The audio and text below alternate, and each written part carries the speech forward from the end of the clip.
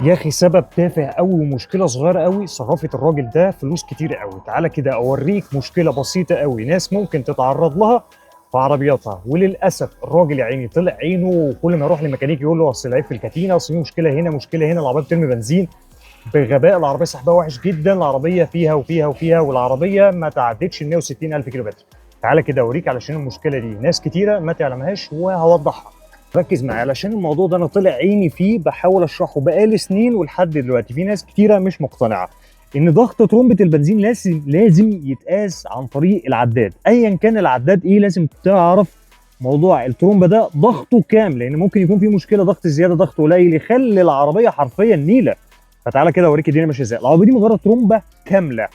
طيب حلو، الترومبه دي بقى فيها مشكله؟ لا، تعالى بقى انا اوريك الكارثه الحقيقيه. دور كده.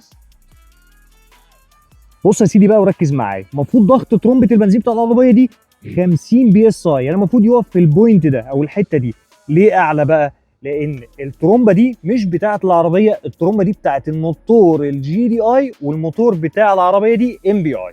بمعنى ان الترومبتين نفس الشكل ونفس كل حاجه، اللي بيفرق حاجه بسيطه جوه، في حاجه اسمها منظم بتاع ضغط ترمبه البنزين. لما تكون العربيه جي دي اي بيبقى الضغط فوق ال 50 بي اس اي، ولو الموتور ام بي اي زي الموتور اللي هوريه لك ده دلوقتي بيبقى معناها ان الترومبه دي لازم تكون 50 بي اس اي. طبعا العربيه دي الراجل يا عيني لف، وكل ما يروح لفني يقوم فاتح دي كده تمام وحاطط صباعه كده ده العربيه، يقول له بص الضغط تمام، فيجي الصناعي يقول له اصل الضغط تمام. يا جماعه على فكره ده ضغط ترمبه بنزين وبيتقاس بعداد، ولازم يتشوف هو كام بار او كام بي اس اي، ولازم تعرف الضغط ده كويس، لان لو الضغط ده فيه مشكله ضعيف او زياده يعمل مشاكل معايا كتيره. مفيش حاجه اسمها ضغط ترمبه البنزين اصل بقيسه بصباع ايدي، الا اذا كنا كمان بنقيس ضغط الكاوتش بتاع الاطارات بتاعت العربيه، كنا بنقيسه كمان بايدينا. يعني بتروح تشوف اللي بتظبط الكاوتشات بتاعت العربيه، لما بتيجي تقيس الكاوتش بتاع العربيه بتقيسه بصباعك؟ اكيد لا، صح كده؟ بيكون كام مثلا 30 31 32 32 ايه بقى؟ بي اس اي. تمام.